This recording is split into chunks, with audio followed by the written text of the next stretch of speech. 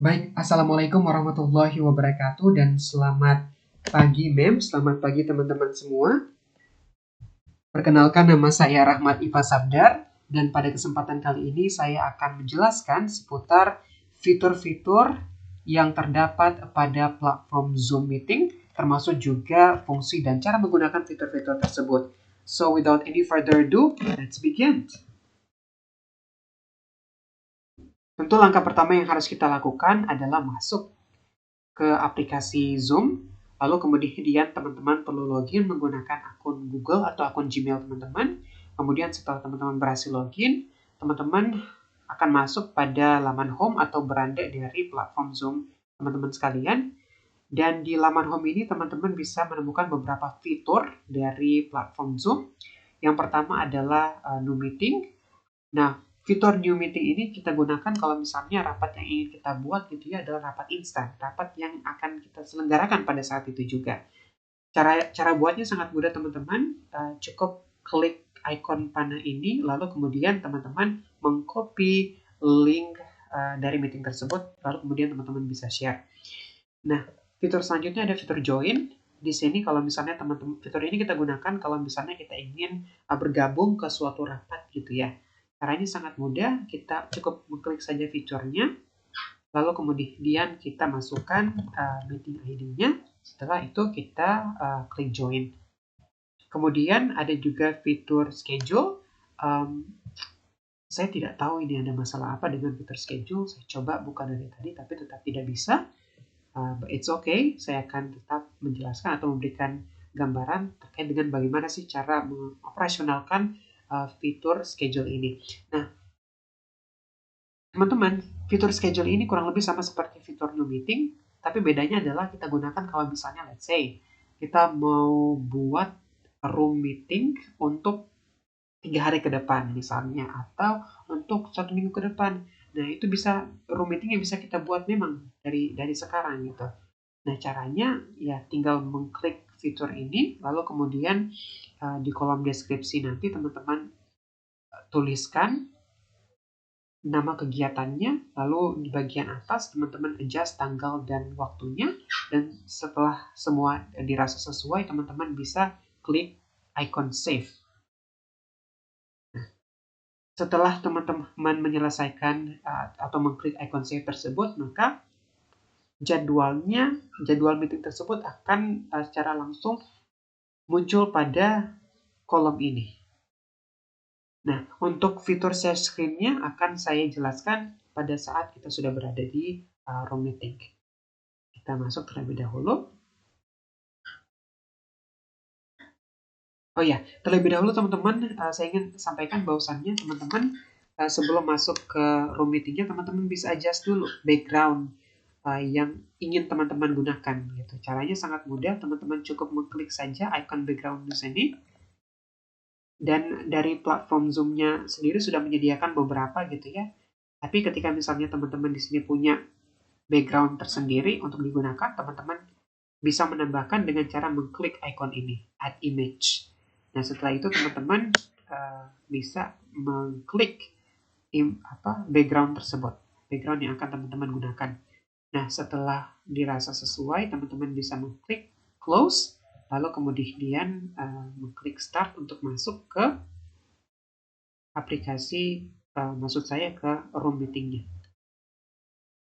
Setelah teman-teman sudah berada di room meeting, teman-teman di sini bisa melihat gitu ya.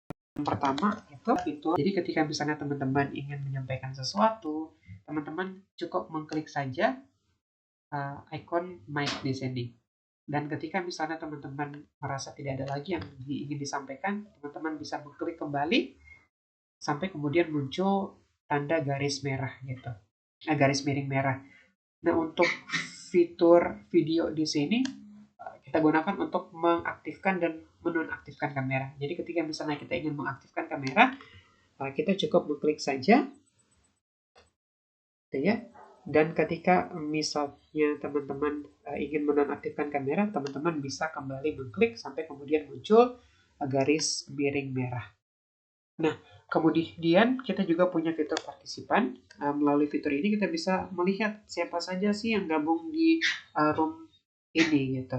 Nah, karena teman-teman juga adalah penyelenggara atau pembuat dari room ini, teman-teman punya power authority, let's say, untuk kemudian mute atau unmute partisipan. Jadi misalnya kalau let's say si A lupa untuk menonaktifkan audionya dan itu sangat ribut, sangat mengganggu meeting, teman-teman bisa nonaktifkan dengan cara mengklik icon mic peserta tersebut. Begitu pula untuk icon kameranya. Jadi kalau misalnya teman-teman ingin agar peserta tersebut muncul gitu ya, memunculkan wajahnya pada layar atau di layar, teman-teman cukup mengklik icon kamera ini. Teman-teman juga bisa merename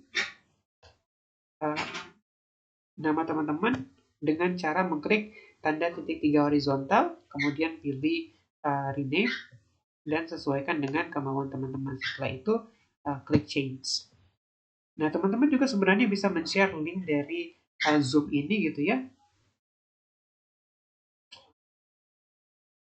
dengan cara mengklik copy invite link. Jadi ketika misalnya teman-teman ingin agar sesi A yang belum join room ini join gitu, teman-teman bisa undang si A tersebut dengan cara mengcopy invite link lalu kemudian diberikan atau di-share ke si A tadi. Nah, kemudian teman-teman juga bisa mute seluruh partisipan gitu dengan cara mengklik icon mute all ini. Nah, untuk fitur selanjutnya adalah fitur chat. Jadi ketika misalnya teman-teman ingin menyampaikan pesan gitu ya, teman-teman bisa menyampaikannya melalui chat box atau kolom chat box. Nah, perlu teman-teman ketahui, pesan yang ingin teman-teman sampaikan itu bisa dibaca satu oleh everyone, yang kedua adalah oleh satu orang saja atau beberapa orang saja. Nah, ketika misalnya pesan yang ingin teman-teman sampaikan ditujukan ke untuk everyone gitu, teman-teman tinggal klik icon everyone di sini. Tapi ketika misalnya pesan itu hanya ditujukan secara personal saja ke let's say si A gitu ya, maka teman-teman tulis si A di sini, to A. Lalu kemudian teman-teman type message dan teman-teman bisa kirim dengan cara mengklik icon ini. Nah, selain chat, kita juga punya fitur React. Nah, di sini teman-teman bisa memberikan ekspresi emoji, misalnya tepuk tangan atau thumbs, atau misalnya tanda love. Teman-teman juga bisa menggunakan fitur raise hand kalau misalnya teman-teman ingin menyampaikan sesuatu gitu ya. Dan ketika teman-teman ingin menonaktifkan atau menghilangkan emoji raise hand ini, teman-teman cukup menekan saja lower hand ini. Begitu pula ketika misalnya teman-teman ingin memberikan reaksi hati, teman-teman bisa kemudian mengklik reaksi hati, lalu kemudian untuk menghilangkan, teman-teman bisa klik reaksi hati tersebut atau reaksi tersebut akan hilang sendiri. Nah, fitur selanjutnya yang tidak kalah penting adalah share screen gitu. Jadi ketika misalnya teman-teman ingin menampilkan materi atau membagikan materi, teman-teman bisa mengklik share screen, kemudian pilih tab yang akan teman-teman share, lalu kemudian teman-teman let's say saya mau share ini ya, kemudian saya klik share. Yes. Maka teman-teman saat ini sedang membagikan layar tersebut ke audience. Nah, kemudian setelah misalnya teman-teman dirasa sudah selesai atau sudah cukup gitu ya mempresentasikan materinya, teman-teman bisa menghentikan dengan cara mengklik stop share. Nah, selain itu kita juga ada aplikasi, ada fitur host tools. Nah, jadi di fitur host tools ini teman-teman bisa melihat gitu atau teman-teman bisa mengallow partisipan untuk chat, rename themselves, unmute themselves, start video, dan lain sebagainya. Dan fitur ini teman-teman hanya akan muncul jika teman-teman adalah host atau penyelenggara